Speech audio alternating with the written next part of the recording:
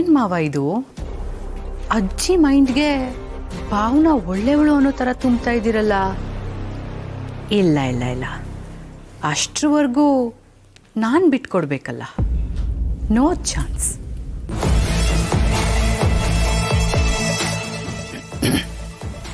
ಅಜ್ಜಿ, ನನ್ನ ಮನಸ್ಸಲ್ಲಿರೋದನ್ನ ನಿಮ್ಮ ಹತ್ರ ಹೇಳ್ಕೊಂಡ್ಬಿಡ್ತೀನಿ. ಅಲ್ಲ ಅಜ್ಜಿ, ಆ ಭಾವನಾ ಜಾತಕ ಸರಿ ಇಲ್ಲ, ಅವಳು ದುರಾದೃಷ್ಟವಂತೆ ಅಂತ ತಾನೆ ಬಂದಿದ್ದ ಗಂಡುಗಳೆಲ್ಲ ಅವಳನ್ನ ಮದುವೆ ಆಗದೆ ವಾಪಸ್ ಹೋಗ್ತಿದ್ದು. ಅಂದಮೇಲೆ ಈಗ ಹೇಗಜ್ಜಿ ಇದ್ದಕ್ಕಿದ್ದಾಗೆ ಅವಳ ಅದೃಷ್ಟವಂತೆ ಆಗ್ಬಿಡ್ತಾಳೆ? ನನಗೇನೋ ಸ್ವಾಮೀಜಿ ಹೇಳಿದ್ದು ಎಷ್ಟು ಮಟ್ಟಕ್ಕೆ ನಿಜಾನೋ ಸುಳ್ಳು ಅನಿಸ್ತಾ ಇದೆ.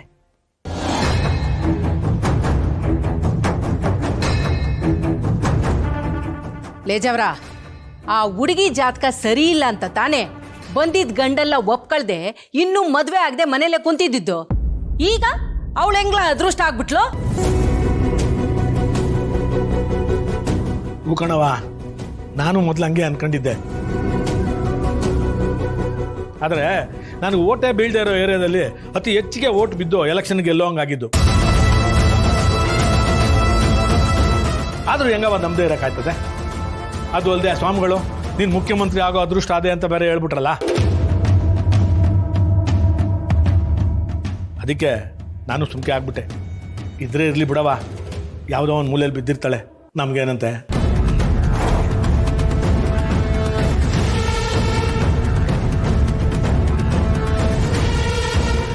ಯವಾ, ಈ ರಾಜಕೀಯ ಕೆಲವು ಸತಿ ನಮಗೆ ನುಂಗ್ಲಾರ್ದೇ ಇರೋ ತುತ್ತಾಗ್ಬಿಡ್ತದೆ ಕಣವ. ನಾವೇ ಹೊಸಿ ತಲೆ ಓಡಿಸ್ಕೋಬೇಕು.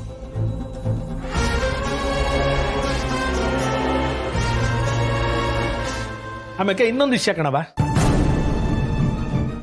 ನಮಗೆ ಈ ಸಚಿವ ಸಂಪುಟ ವಿಸ್ತರಣೆ, ಈ ಚಳಿಗಾಲದ ಅಧಿವೇಶನ, ಪಾರ್ಟಿ ಮೀಟಿಂಗ್ ಅಂತ ಎಲ್ಲ ಅವೇ. ಅದಕ್ಕೆ ನಾನು ಹೊಸಿ ಬೆಂಗಳೂರಿಗೆ ಹೋಗಿ ಬರ್ತೀವಿ. ನಾವು ಮರೋ ಗಂಟ ನೀವ್ಯಾವುದು ಗಲಾಟೆ ಮಾಡ್ಕೊಳಕ್ ಹೋಗ್ಬೇಡಿ ಕಣವ. ಎಲ್ಲ ಹೊಸಿ ತೆಪ್ಪಗಿದ್ದು ಬಿಡಿ.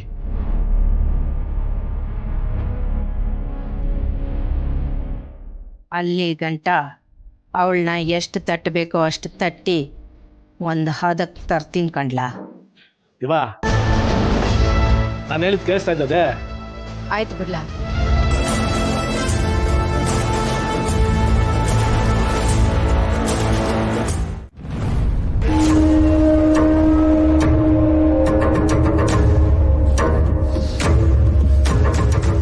ಅಜಯ್, ಯಾವಾಗ ಬಂದ ಅಜಯ್?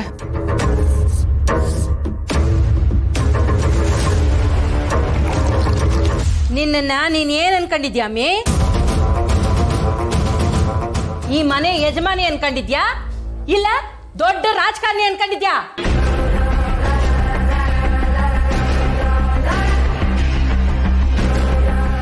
ನಿಂಗೆ ಹೇಳೋರು ಕೇಳೋರು ಯಾರು ಇಲ್ವಾ ಮೇ?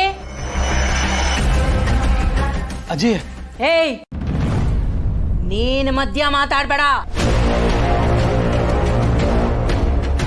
ಬಾಯ್ ಮುಚ್ಕೊಂಡು ನಿಂತ್ಕೊಳ್ಳ. ಯಾಕಜಯ್,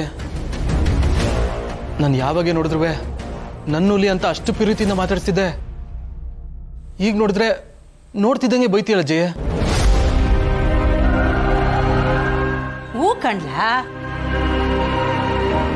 ಈ ದೊಡ್ಡಗೌಡನ ಮನೆ ಮರ್ಯಾದೆನ ಮೆರೆಸ್ತೀಯ ಅಂತ ಅನ್ಕೊಂಡಿದ್ದೆ. ಆದ್ರೆ ಎಲ್ಲಾರ ಬಾಯಿಗೂ ಆಹಾರ ಮಾಡ್ತೀಯ ಅಂತ ಅನ್ಕೊಂಡಿರ್ಲಿಲ್ಲ. ಪ್ರೀತಿ ಹೆಂಗ್ಲ ಬಂದತ್ತು?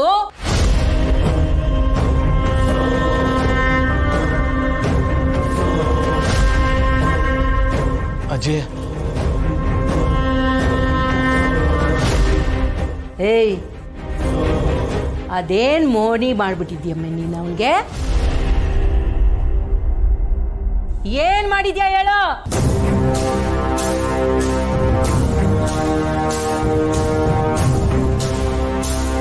ಯವಾ, ನೀನು ಸುಮ್ಕೆ ಇದ್ಬಿಡವ.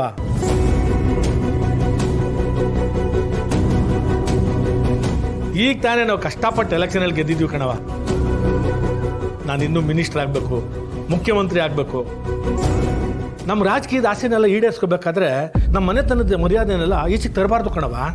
ಆಮೇಲೆ ನಮ್ಮ ಜನ ಸರಿ ಇಲ್ಲ, ಇದನ್ನೇ ದೊಡ್ಡ ವಿಷಯ ಮಾಡಿಬಿಟ್ಟು ನಮ್ಮ ಹೆಸರು ಮಸಿ ಬೆಳೆದ್ಬಿಡ್ತಾರೆ ಕಣವ. ಅದಕ್ಕೆ ನೀನು ಸುಮ್ಕೆ ಇರವ.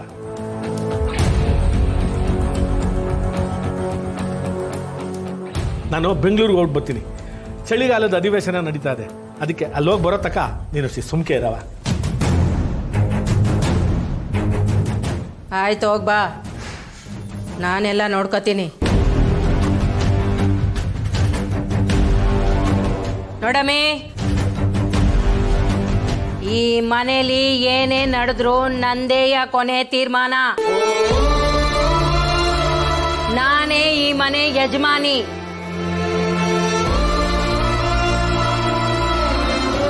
ನಾನು ಹೇಳ್ದಂಗೆ ಕೇಳ್ಕೊಂಡು ಬಿದ್ದಿರ್ಬೇಕು.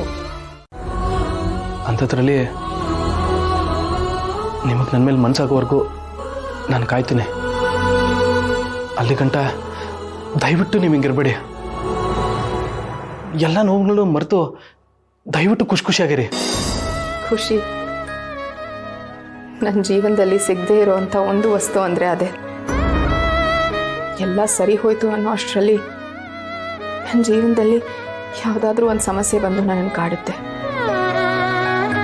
ಇರಲಿ ಮೇಡಮ್ ಅವರೇ, ಈಗ ರಸ್ತೆ ಇಲ್ಲ ಅಂತ ನಾವು ಓಡಾಡೋದನ್ನು ನಿಲ್ಲಿಸೋದಿಲ್ಲಲ್ವಾ? ನಮ್ಮದೇ ಆದ ದಾರಿನ ನಾವು ಮಾಡ್ಕೋಬೇಕಾಗುತ್ತೆ. ಈಗ ನಿಮಗೆಲ್ಲ ಮರೆತು ನೆಮ್ಮದಿಯಾಗಿ ನಿದ್ದೆ ಮಾಡಿ. ನಾಳೆ ಅದೇನೋ ಕೆಲಸ ಇದೆ ಅಂದಲ್ವಾ, ನಾವು ಹೋಗಿ ಎಲ್ಲ ಮುಗಿಸ್ಕೊಂಬರಮ್ಮ. ಈಗ ನೆಮ್ಮದಿಯಾಗಿ ನಿದ್ದೆ ಮಾಡಿದ್ರೆ ಮನಸ್ಸು ಆಗ್ರಹ ಆಗುತ್ತೆ. ಇಲ್ಲ ಸಿದ್ದು ಅವರೇ, ನಾಳೆ ನಾವು ಎಲ್ಲೂ ಹೋಗೋದು ಬೇಡ.